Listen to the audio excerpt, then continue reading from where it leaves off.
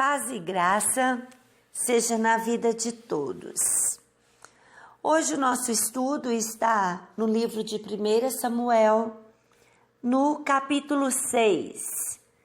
O meu título, A Volta da Arca da Aliança.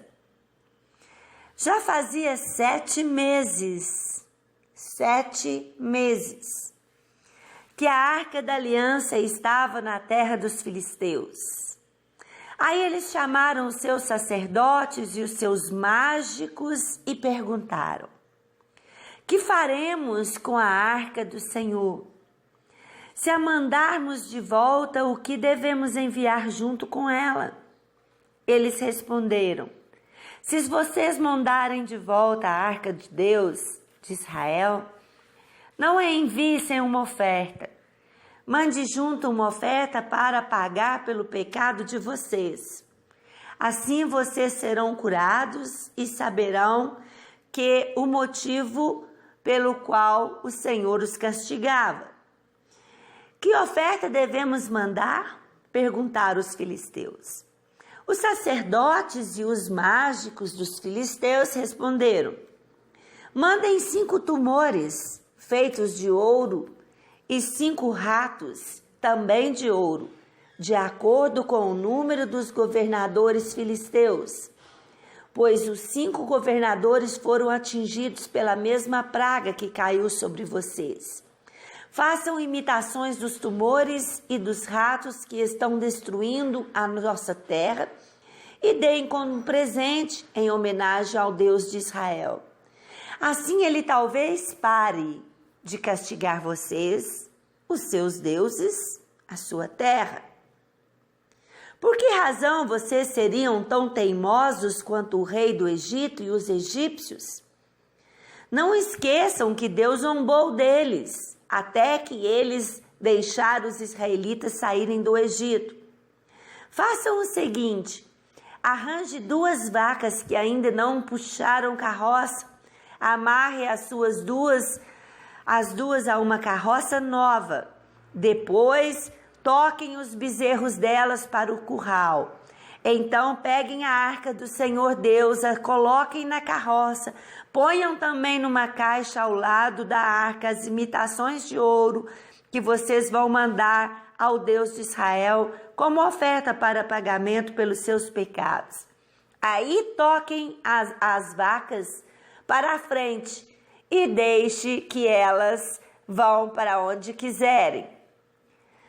Veja bem, nós lendo essa palavra e ouvindo os conselhos desses magos e sacerdotes, a gente até se esquece que eles são filisteus, porque são sábias as palavras deles e os conselhos dele, porque eles perceberam e viram uma necessidade de reverenciar esse Deus, de não afrontar esse Deus, de agir com cautela e zelo para com esse Deus, coisa que muito cristão não faz.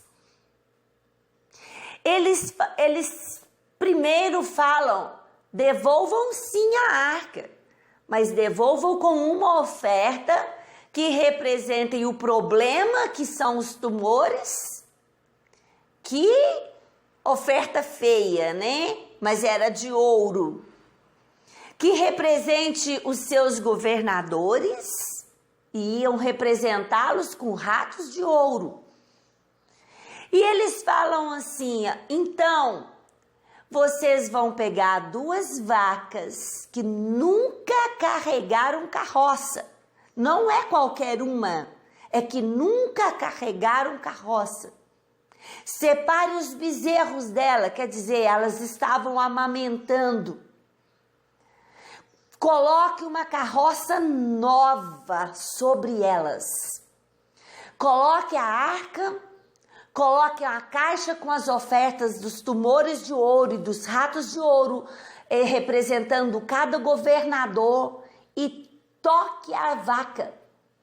Não vai ter ninguém sentado na carroça para dirigir a carroça. Ela vai sozinha. Achei lindo. Como eu disse, a gente até esquece que é sacerdote e magos filisteus, que mostram aqui um zelo, uma reverência, um cuidado para com a arca, respeitando a arca, coisa, eu repito, que muitos cristãos não têm. Levam as coisas de Deus de qualquer maneira, relaxadamente. E interessante que eles continuam, eles falam assim no verso 9. Prestem atenção se a carroça for na direção da cidade de Bet-Semes.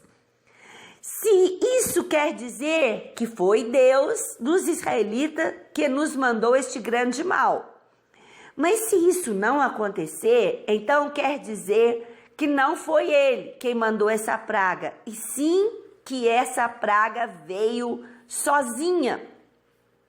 Ele quis dizer assim, os conselheiros: vocês vão soltar as vacas aí com a carroça.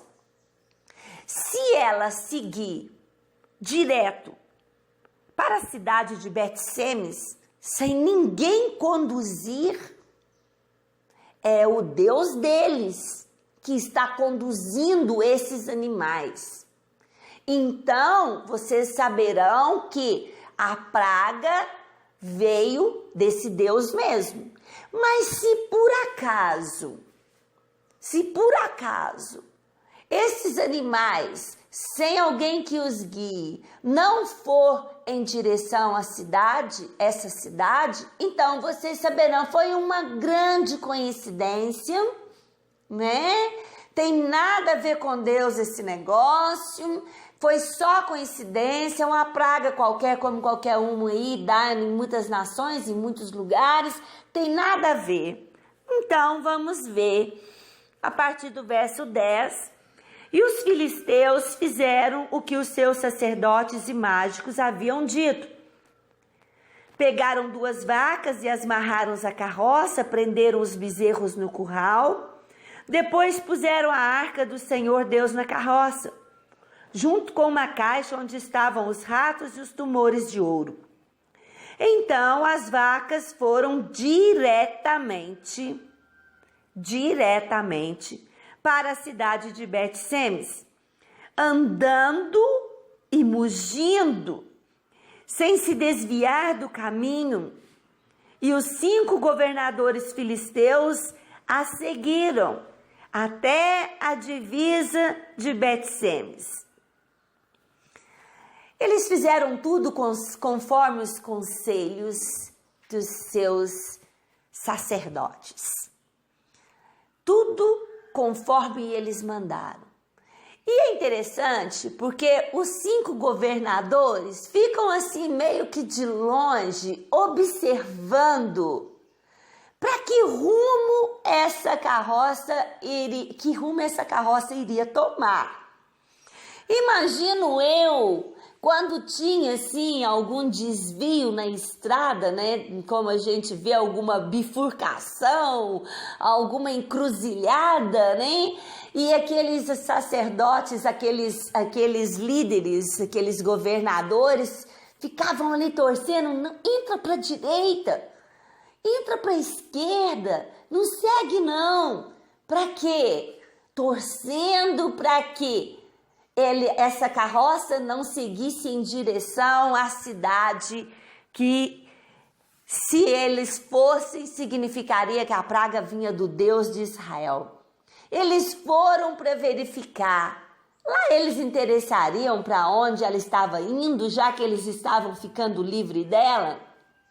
O que eles queriam é falar que tudo aquilo foi uma coincidência, que tudo aquilo era uma praga comum e não que eles foram castigados pelo Deus de Israel. Eles não queriam essa marca na vida deles, na nação deles, de que eles foram maltratados, humilhados, castigados pelo povo de Israel.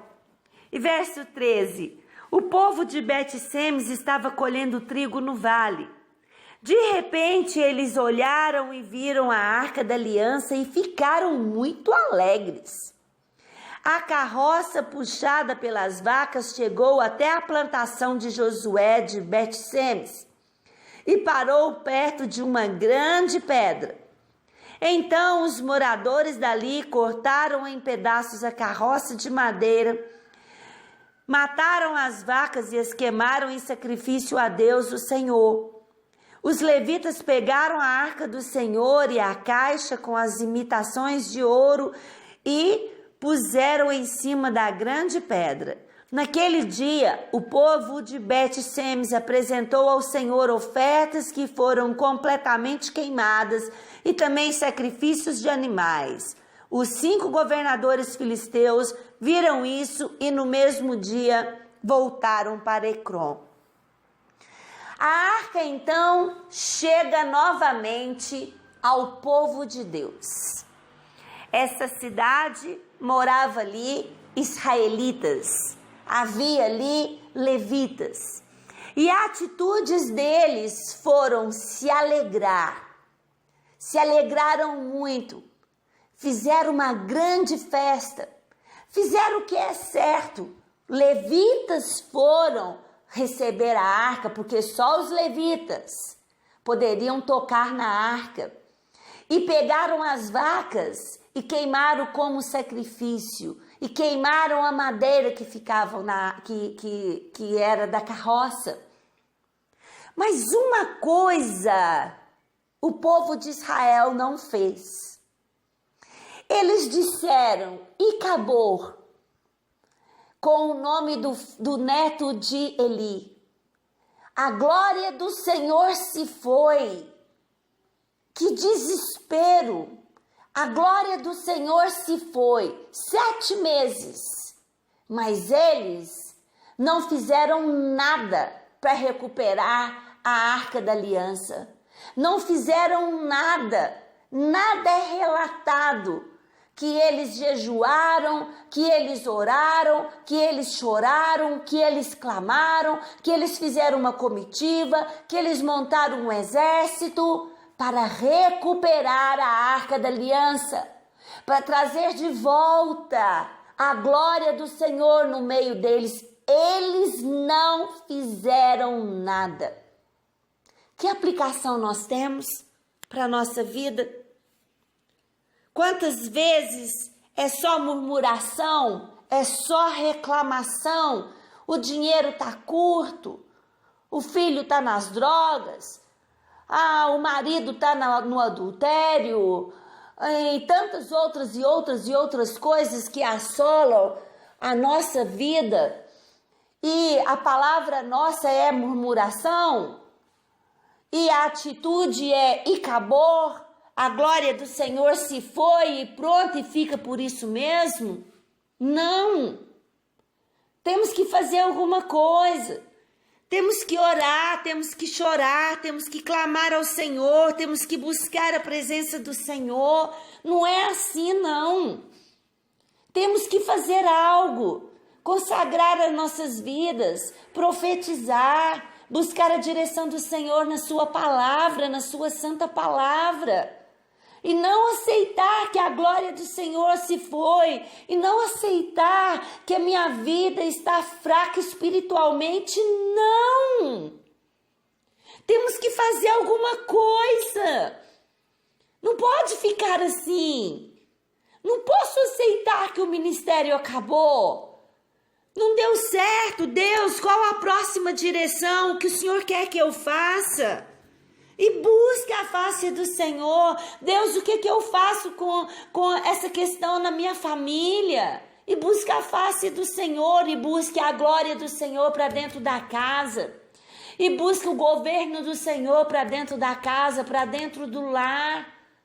conforme Jesus ensinou no Pai Nosso. Venha o teu reino, vem, Senhor, reinar sobre a minha vida, vem, Senhor, reinar sobre a minha família, vem, Senhor, reinar na minha vida financeira, na minha saúde, vem, Senhor reinar. E eles não fizeram nada para trazer a glória de Deus de volta, representada aqui pela Arca da Aliança. A partir do verso 17, os filisteus mandaram a Deus, o Senhor, os 5 tumores de ouro como oferta e pagamento pelos seus pecados. E mandaram também 5 ratos de ouro. Quero terminar aqui com 70 homens da cidade de Bet-Semes que morrem, porque curiosamente eles vão até a arca e abrem a arca por curiosidade, não por temor. Sabe por quê? Faltou o zelo, faltou o temor, faltou a reverência, que é o que nós precisamos de ter nas nossas vidas. Reverência às coisas santas, nos manter em santidade. E 70 homens morrem nesta cidade e eles vão querer também, mais uma vez, colocar a arca para fora. Nós vamos ver no próximo capítulo. Morrem porque abriram a arca, que não eram permitido. Só os levitas poderiam tocar na arca, por curiosidade. E não se achegam à arca por reverência, com adoração, com louvor. Eles se achegam por curiosidade. E isso afronta a Deus, porque não é assim, é com reverência, é com temor, é com santidade. Amém? Fica essa palavra para nossa meditação, em nome de Jesus.